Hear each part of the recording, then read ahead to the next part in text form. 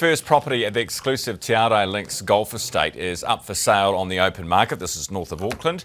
You'll probably need a big hefty lotto win to buy it though, at around, actually I won't tell you the price, we'll let Catherine do that. Catherine Smith from One Roof is here. Catherine, good morning. Hi, good morning. Lovely to have you in the studio.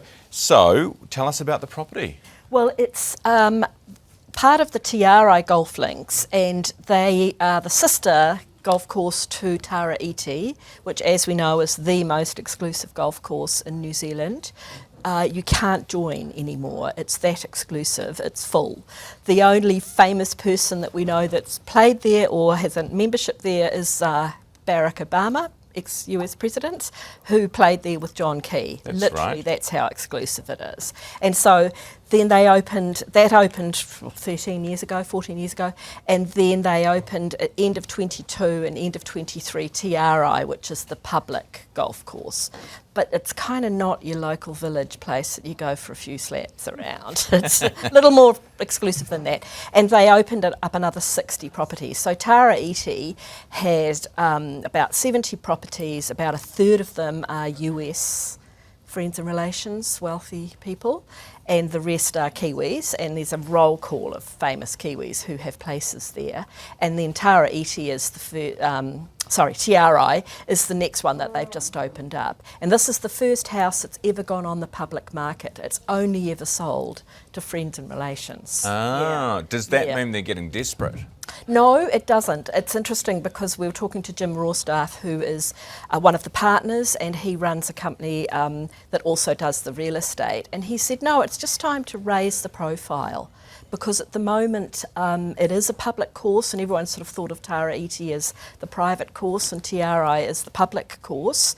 And what happened was that, as lots of people do in those sort of places, a guy bought a couple of pieces of land, built this house, and then he's got what he considers the preferred piece of land, and he's now going to build a second house, and that's going to be his actual house. So this is the first time it's happened. Okay. In the past, sometimes they've done what you'd call a spec house, but we're not talking, you know, a townhouse in Mount Albert kind of spec. No, a different vibe. Somewhat higher spec. So how much would we pay for this? Well, this is 18 million for this place. It's designed by Julian Guthrie, who's won numerous awards and has designed a bunch of houses there. In fact, it was really fun when I was talking to Jim. It's like, well, how many architecture awards have you won along the way? And the clubhouses and the restaurants and all of them, he hadn't actually kept track. And it took me a while tracking them all down. But it's built in obviously that beautiful plaster finish. It's cedar, it's glass, the inside is travertine marble, and you know, entirely top-end wireless. There's a media room, there's a gym. You can walk around to Rick's, which is the famous restaurant there. Everything's there. And the really interesting thing is that it is designed for holiday people. A few people are making it their permanent home up there, but with that holiday thing, you get your concierge to come and prep the house so that when you helicopter in, the house is all ready to go. Isn't that It's lovely? nice. And is it like, the problem I have normally with golf course houses is that everyone can see in. You know, Yeah. people are playing past the nine Yeah. and looking at you while Yeah, you're on the hello. toilet. Yeah. Is yeah. this different? Yes, it is, because one of the things they've done obviously is that beautiful covered sort of gosh, you'd call it a porch in a real house, but I don't know what you'd call it at that level of housing, with the fireplace and the pizza oven and all that kind of stuff. So it's kind of sheltered, but also it's elevated. So you're actually above. You're so, looking down on yeah, so I'm told it has better views than the actual clubhouse. So yes, very private. And then of course you're just looking beyond the golf course to that surf.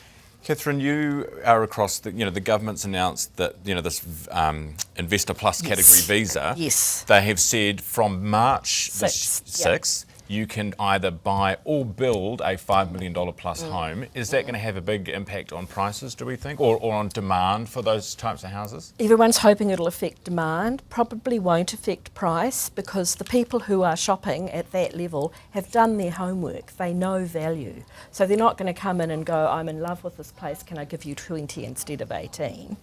But they know what's out in the market, they know how long things have sat on the market. A lot of these super wealthy people actually don't do it themselves. You know, they have the family office that does all their real estate deals and things. They will know that in New Zealand, upper end real estate can cost between 25 and 30,000 a square metre to build. So this house, home site 16, 33,000 a square metre. So they know that's roughly what you're paying. It's 540 something square metre house. So they'll have done their homework. It won't affect the lower end of the market. And it's interesting talking to real estate agents in that upper end now. Are vendors coming into the market now? Some of them are thinking this might be their chance to start listing a house that they've sat on their hands for maybe 2 years. Well, yeah, because you see a lot of them that are coming on that have been, you've seen them if you watch this closely, popped up years ago, still haven't sold, because you can check that record. They haven't sold, but they're obviously now going, okay, maybe we'll finally get some buyers in. Those buyers are real particular.